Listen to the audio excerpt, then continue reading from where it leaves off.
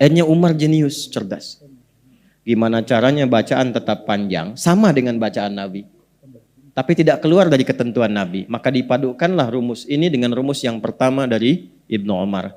Kan dari Nabi nggak ada batasnya. Maka oleh beliau, yang tadinya panjang dipecah dua. Pecah dua. 11, witirnya simpan 1. Berarti 10 kan? 10 kali 2 berapa? 20. Tuh. Sudah? Saya ulang. 10 kali 2 berapa? 20. Pelan-pelan teman-teman sekalian. 2, 2, 2, 2, 2, plus 1. Ini jadikan 20. Maksud 20 itu untuk memecah bilangan panjangnya supaya nggak terlampau lama seperti yang di awal. Tapi durasinya masih sama. Tapi berdirinya nggak terlalu lama. Sehingga merasa nyaman dengan itu. Baru witirnya pun ditambahkan dengan 3. Yang tadinya 1 jadikan berapa? 3. Dipecah lagi kan panjang lagi walaupun 1 rakaat. Bagi 3. Maka 20 plus 3 jadi berapa? Nah inilah kemudian rakaat yang juga viral di 23 rakaat. Jadi ada sanadnya juga. Ya, jangan Anda katakan bid'ah. Masa menuduh Umar bid'ah? Dan jangan katakan ikut Umar ikut Nabi. Saya nggak ikut Anda. Gitu, karena nggak mungkin Umar menyalahi Nabi. Kan Khulafa'i Rasyidin Mahdiyin yang diberi petunjuk oleh Nabi. Umar itu berijtihad supaya bacaannya sama dengan Nabi. Tapi cara pelaksanaan nggak melanggar ketentuan Nabi. Maka dipadukan 2 hadis. Silahkan 23 ya. Tapi juga disamakan ya jumlah bacaan durasinya. Jangan cepat-cepat juga. Kalau berada di rumahku kata Sayyidah Aisyah. Maka beliau aku saksikan baik di Ramadan atau 2 Ramadan. Baik di Ramadan atau di luar Ramadan. Itu selalu terlihat konsisten jumlahnya 11 rakaat. Nah, jadi dari yang 2 nggak ada batas nih. Maka di rumah Sayyidah Aisyah berapa? 11. Bagaimana teknisnya? Kata Sayyidah Aisyah, yusalli arba'an. Kalau di kediamanku terlihat salat dulu 4. Ya, 4 rakaat. La tas'alan husnihinna wa tulihinna. Tapi jangan tanya ya, bagaimana panjang dan bagusnya. Ya, cukup tahu aja 4 gitu. Jangan tanya panjang dan bagusnya. Karena pernah ada kasus pengen tahu, ikut di belakang Nabi beberapa sahabat. Karena pengen tahu, ternyata satunya aja dari 4 itu satunya itu dikira Al-Baqarah 100 ayat akan ruku. Ternyata selesai 286 ayat. Dan siap-siap ruku, ternyata Alif Lam Mim lagi, Ali Imran. Sampai 200 ayat. Dikira selesai itu. La'allakum tuflihun, Ali Imran ayat 200. Nyambung ke An-Nisa. 176 ayat. Rakaat pertama loh. Baru kemudian ruku. 5 juz 4 halaman. Rakaat pertama. Besoknya orang-orang ini gak ikutan lagi. Betul. Ya. Jadi gak usah tanya panjang dan bagusnya. Maksudnya apa? Menyesuaikan dengan jamaah saja. Menyesuaikan dengan kemampuan saja. Nabi begini, rakaat pertama, aku terkena bagian kakinya, melihat kakinya sudah bengkak. Saat salam aku tanya, ya Rasulullah kenapa harus seperti ini? Kama qalat, alam takun madmunan, alam takun ma'suma, bukankah engkau dijamin masuk surga, dijaga dari salah? Apa jawabnya? Afala akunu abdan syakura. Dari semua nikmat itu apa enggak boleh aku syukuri dengan memperbanyak sholat? Nabi, 1 rakaat kaki bengkak.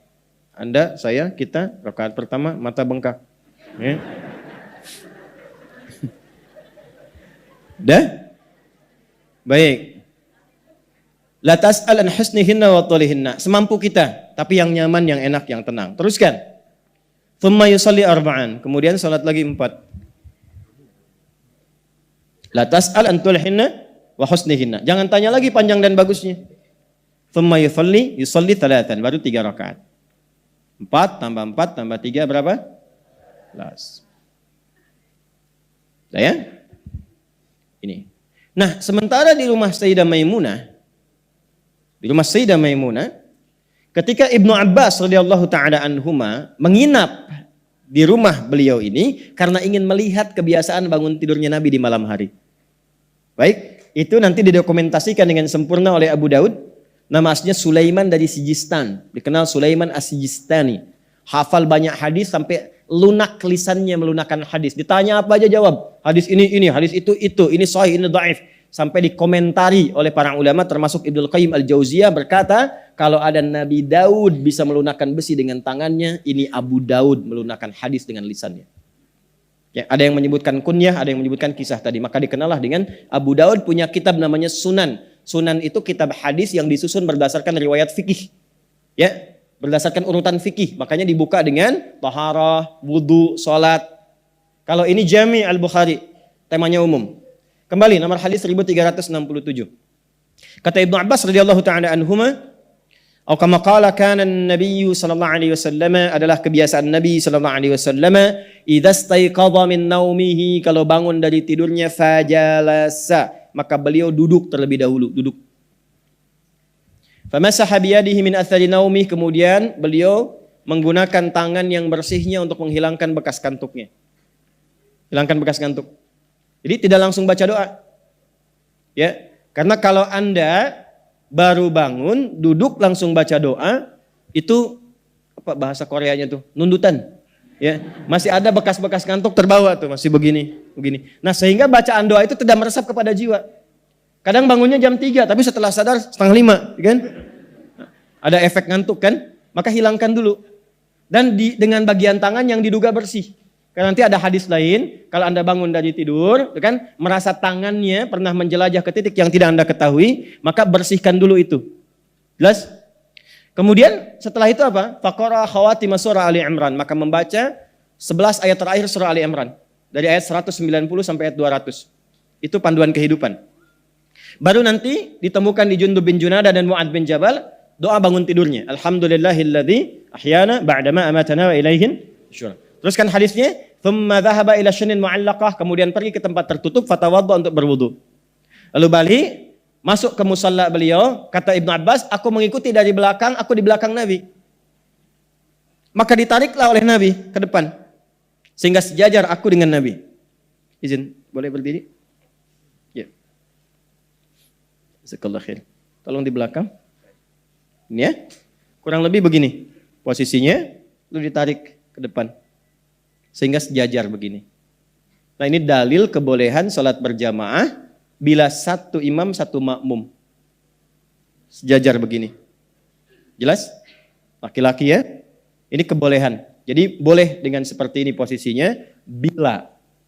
Lihat lagi hadisnya dengan sempurna. Bila dikhawatirkan makmum dalam kondisi yang harus kita jaga. Seperti masih anak-anak, kan?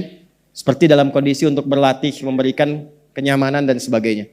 Tapi kalau nanti dalam posisi yang biasa atau standar, sudah nyaman, sudah baik, boleh mengambil jarak agak sedikit di samping dengan jarak satu kepalan, agak sedikit ke belakang di sini. Jadi ada dua nanti, boleh sejajar, boleh sebagian di samping begini. Jelas? Silakan kembali. Ini hadisnya banyak pelajaran di sini. Singkatnya apa? Maka aku saksikan yusolli rak'ataini, 2 rakaat. Thumma yusalli rak'ataini, 2 rakaat. Thumma yusalli rak'ataini, 2 rakaat. Thumma yusalli rak'ataini, 2 rakaat. Thumma yusalli rak'ataini, 2 rakaat.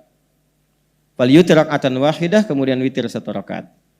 1, 2, 3, 4, 5. 5 kali 2 berapa? 10. Tambah 1?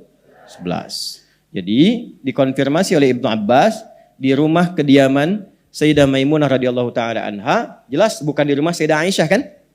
Ya, ternyata 11 juga. 11 juga. Nanti ada hadis lain di Al-Bukhari, di keterangan Sayyidah Aisyah pernah 13, tapi yang 13 itu 2 terakhirnya adalah ternyata 2 rakaat sebelum fajar. Karena beliau saking panjangnya itu sampai mendekat ke fajar. Jelas ya? Teruskan. 2 plus 1. Jadi berapa jumlahnya? 11. Jadi ini standar yang paling standar yang banyak dikerjakan. Karena nanti pernah 7 pernah, 9 pernah. Tapi dari kesaksian yang paling banyak itu seringkali 11 rakaat. Jelas sampai sini? Baik, pelan-pelan. Ini nggak usah banyak tafsir ya. Ya, jadi jangan katakan yang paling benar 4-4-3. Yang paling benar 2-2-2-2-1. Enggak. Mau 4-4-3 boleh. Karena nggak ada kaitan. Apakah misalnya MU kemarin menang formasi 4-4-3 atau bukan, nggak ada hubungan. Ya, Anda mau 4-4-3 boleh, mau 2-2-2 ujungnya 1 boleh. Baik, standarnya berapa? 11. Ini dulu. Pelan-pelan, pelan-pelan. Tapi satu rakaatnya berapa lama? 5 juz 4 halaman kan? Jadi kalau sunnah jangan tanggung. Ya, ini udah 11 yang dibaca cool semua. Wajah-wajahnya cool kan, cool semua gitu. Tidak. Nabi itu 11 bacaannya panjang, bisa berjam-jam. Karena yang diperbanyak bacaan Qur'annya. Ya, bukan fokus pada jumlah rakaatnya, bacaan Qur'annya yang diperbanyak. Karena pahalanya ada di situ. Sepeninggal Nabi, pada nggak kuat ngikutin. Akhirnya Umar jenius, cerdas. Gimana caranya bacaan tetap panjang, sama dengan bacaan Nabi. Tapi tidak keluar dari ketentuan Nabi. Maka dipadukanlah rumus ini dengan rumus yang pertama dari Ibnu Umar. Kan dari Nabi nggak ada batasnya. Maka oleh beliau, yang tadinya panjang dipecah dua. Pecah dua. 11, witirnya simpan 1. Berarti 10 kan? 10 kali 2 berapa? 20. Tuh. Sudah? Saya ulang. 10 kali 2 berapa? 20. Pelan-pelan teman-teman sekalian. 2, 2, 2, 2, 2, terus 1. Ini jadikan 20. Maksud 20 itu untuk memecah bilangan panjangnya supaya nggak terlampau lama seperti yang di awal. Tapi durasinya masih sama. Tapi berdirinya nggak terlalu lama. Sehingga merasa nyaman dengan itu. Baru witirnya pun ditambahkan dengan 3. Yang tadinya 1 jadikan berapa? 3. Dipecah lagi kan panjang lagi walaupun 1 rakaat. Bagi 3. Maka 20 plus 3 jadi berapa? Nah inilah kemudian rakaat yang juga viral di 23 rakaat. Jadi ada sanadnya juga. Ya, jangan Anda katakan bid'ah. Masa menuduh Umar bid'ah? Dan jangan katakan ikut Umar, ikut Nabi. Saya nggak ikut Anda. Gitu, karena nggak mungkin Umar menyalahi Nabi. Kan Khulafa'i Rasyidin Mahdiyin yang diberi petunjuk oleh Nabi. Umar tuh berijtihad supaya bacaannya sama dengan Nabi. Tapi cara pelaksanaan nggak melanggar ketentuan Nabi. Maka dipadukan 2 hadis. Silahkan 23.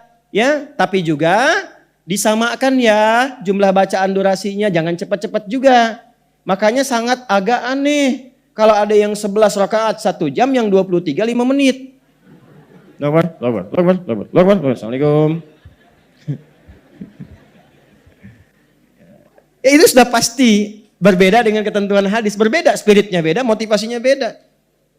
Ya, Anda kan belum tahu aja ilmunya. Ya udahlah terserah Anda. Ya, bukan, ilmu itu kan diatur dengan sanad. Kalau semua orang kreativitas ya semua punya versinya masing-masing. Harus ada standar, makanya kata Imam Muslim, babul isnad minad-din. Sanad itu bagian dari agama. Benar belajar, benar ibadahnya. Salah belajar, salah praktek ibadahnya. Paham? Ya, jangan dipotong video saya ya, dari awal sampai akhir tuh. Dah, 1 itu. Jadi, kalau mau 11 silahkan. Mau 23 silahkan. Ya, di Mekah 23, di Madinah 23, bahkan ada sahabat yang 39.